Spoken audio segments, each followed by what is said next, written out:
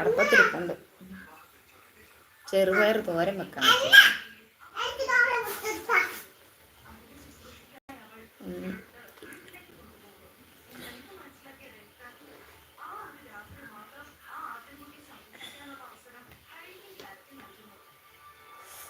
കഴിക്കാൻ ഒന്നുമില്ലടാ.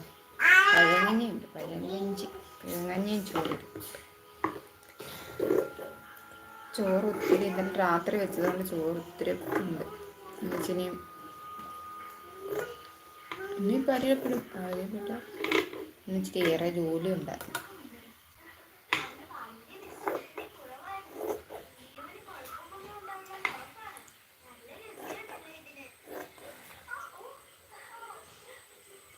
വായോ പഴങ്കഞ്ഞി പഴങ്കഞ്ഞി കൂടി വായോ എടി വിളിക്കുന്നിട്ട് ചെയ്തേ നിന്നെ.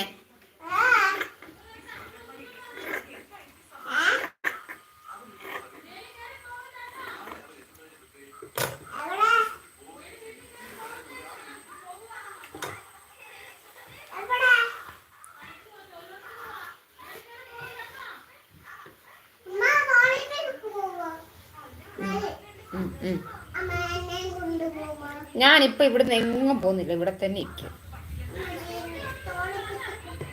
ഒരു പൂച്ച അടുക്കള കയറിയെന്ന് ചെന്ന് നോക്ക്. ഇടി മീൻ അടുത്ത് പോകണം. ഉണക്കമീൻ പൂച്ച എടുക്കും. ചെല്ല് അടിക്ക് പൂച്ച. ഉണക്കമീൻ പൂച്ച എടുത്തിട്ട് ചെല്ല് കഥ അടച്ചിട്ട് വാ.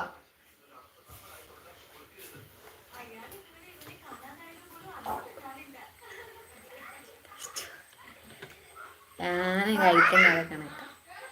കഥ വന്ന് ചാരിയാര മോനെ, കഥ അടയ്ക്കും മോനെ. എൻ്റെ കഴിപ്പൊക്കെ കണക്കാം. എന്തെങ്കിലും ചെയ്യാനുണ്ടെങ്കിൽ അത് തീർത്തിട്ടൊക്കെ ഞാൻ കഴിക്കും. ചിക്കൻ ബിരിയാണി കഴിക്കാം. വമ്പൻ ചിക്കൻ ബിരിയാണി കഴിക്കാം. എവിടെ നിന്ന്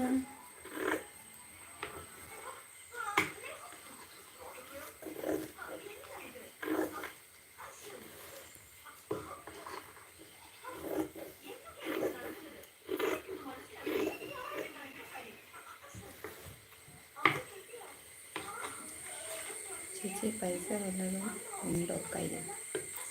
പൈസ വല്ലതും കയ്യിലുണ്ടോ ചോദിച്ചാൽ 100 രൂപ കയ്യിലിരിപ്പുണ്ട്. നിസാഫിൻ്റെ അടവുണ്ടായിരുന്നു.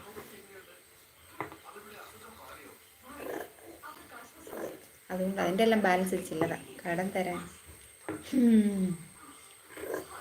ഉള്ളതെല്ലാം ലോണുകാർക്ക് പറക്കുന്നത് ഞാൻ. ഇനിയിപ്പോൾ ഇല്ലെങ്കിൽ തൊഴിലുറപ്പിൻ്റെ പൈസ വരണം. തയ്ക്കുന്നത് ഏതെങ്കിലും ഒക്കെ ആരിലൊക്കെ എടുത്തുകൊണ്ട് പോകണം. അപ്പോൾ തരാം.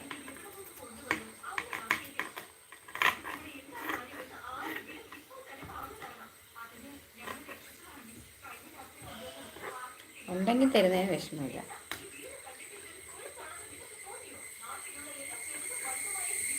ഞാനൊരിക്കൽ പണക്കാരാവും, അന്നേരം തരാം.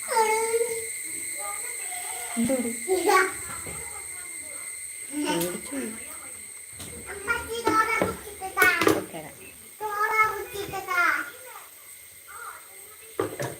അപ്പം എല്ലാവരെയും ഞാൻ വീട്ടിലോട്ട് ക്ഷണിക്കും.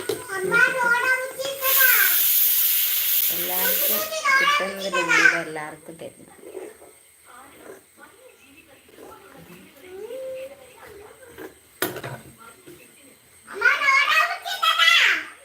ഡോറ അത് ഇനി വരണം, തീർന്നിനി.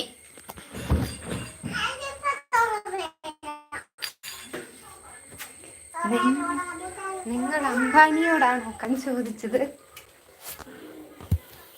നിങ്ങൾക്ക് അംബാനിയുടെ അവസ്ഥ കാണുന്നു.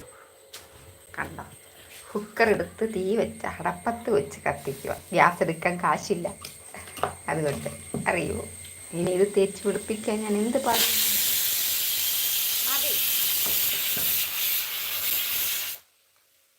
മതി മതി. അപ്പം ഇന്നത്തെ അംബാനിയുടെ കറിയാണ് കേട്ടോ. അത്രയുള്ളൂ.